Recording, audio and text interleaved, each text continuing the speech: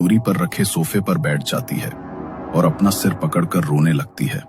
कुछ देर बाद दरवाजा खुलता है और रुचिका बेसुध सी घर का दरवाजा खोलकर मजार की ओर निकल जाती है। हे भगवान, इतनी रात को ये कहाँ जा रही है?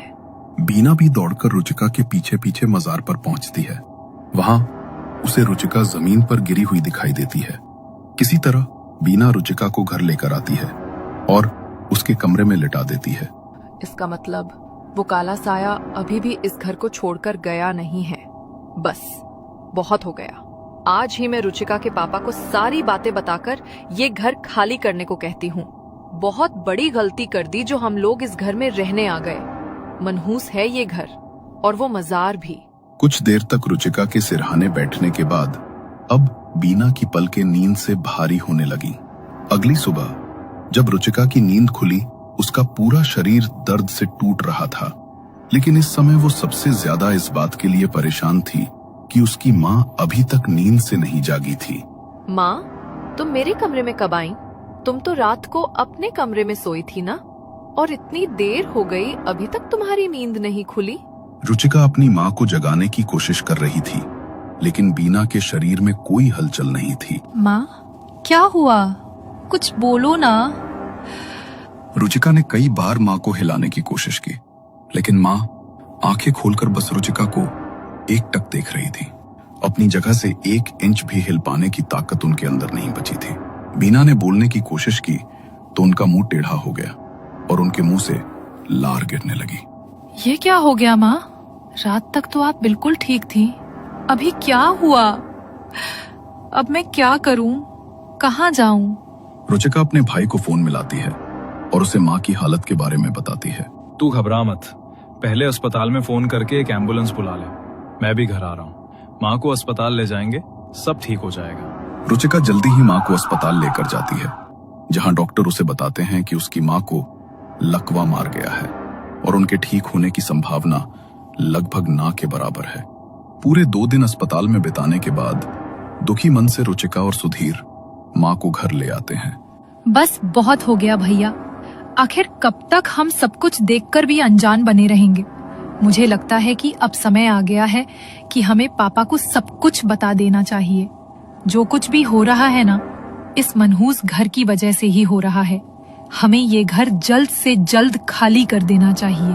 अरे पागल, डॉक्टर ने बताया ना, माँ को लकवा हो गया है और बीमारी तो किसी को भी हो सकती है ना, इसमें घर का क्या दोष है? आप समझ क्यों नहीं रहे हैं भैया? ये सब जैसा आप समझ रहे हैं ना, वैसा है नहीं। अच्छा ठीक है, पापा को फोन तो करना ही पड़ेगा।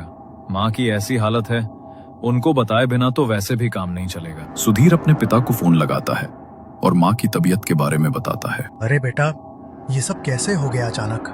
डॉक्टर क्या कह रहा है? बीना ठीक तो हो जाएगी ना? आप बस जल्दी से घर लौट आओ पापा, अब मुझसे और बर्दाश्त नहीं हो रहा है। बहुत कुछ बताना है आपको, बस आप घर आ जाइए।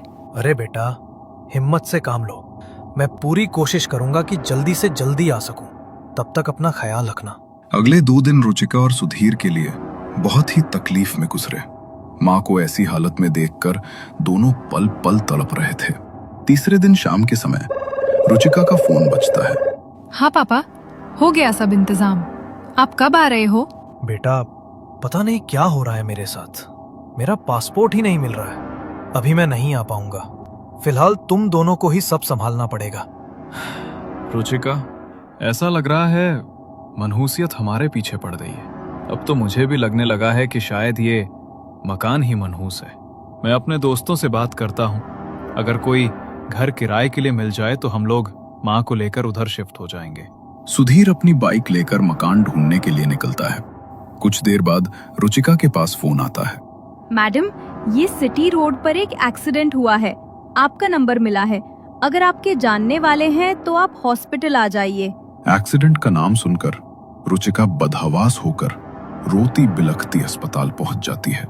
एक तरफ माँ की ऐसी हालत और दूसरी तरफ भाई के एक्सीडेंट की खबर। इसने उसे पूरी तरह से तोड़ दिया था। सुधीर, कहाँ है वो?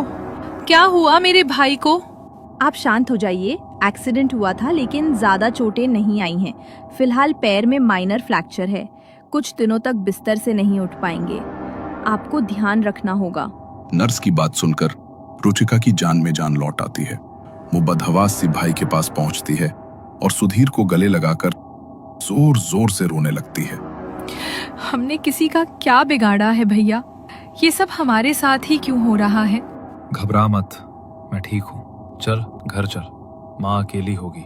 मैं सपोर्ट से थोड़ा हिलने डुलने की कोशिश कर लूंगा, तू परेशान मत हो। किसी तरह हिम्मत करके रुचिका सुधीर को लेकर घर लौटती है और भाई का बिस्तर भी माँ के ही कमरे में लगा देती है। काफी रात तक रुचिका की आंखों से आंसू बहते रहते हैं। फिर रोते रोते उसकी आंख लग जाती है। देर रात कमरे से आ रही आहट सुनकर रुचिका की नींद खुलती है। वो देखती है कि कमरे में रखी हुई रोलिंग चेयर लगातार हिल रही है और उसका दुपट्टा चेयर पर लिपटा हुआ है। रुचिका के उठते ही वो दुपट्टा उड़कर सीधे आकर उससे लिपट जाता है। डर से रुचिका